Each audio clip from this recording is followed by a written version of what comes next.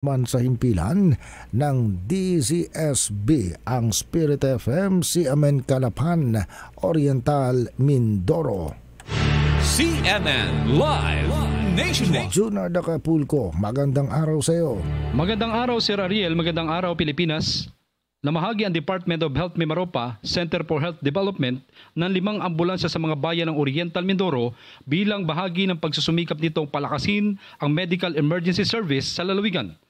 Ang mga ambulansya ay bahagi ng Health Facilities Enhancement Program ng DOH na may layuning suportahan ang mga lokal na pamahalaan sa pagpapatupad ng mga universal healthcare sa pamamagitan ng pagbibigay ng mga medical na kagamitan at sasakyang pangkalusugan.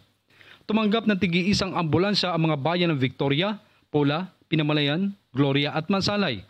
Ayon sa mga opisyal ng DOH, malaking tulong ang mga bagong ambulansya upang mapalawak ang serbisyong medikal, lalo na sa mga liblib na barangay na hirap makarating sa mga ospital at pangunahing pasilidad pangkalusugan. Bawat unit ng ambulansya ay nagkakahalaga ng 2.5 million pesos at kumpleto na sa mga kagamitang medikal para sa agarang pagresponde sa mga pasyente. Samantala, binabantayan ng Centers for Health Development ang pagsunod ng mga tagapagbigay ng serbisyong ng ambulansya sa mga itinakdang patakaran at pamantayan ng DOH. Mula dito sa Oriental Mindoro, ako si Junard Acapulco ng DZSB Spirit FM Calapan City, reporting live para sa CMN Pilipinas. CMN Live Nationwide.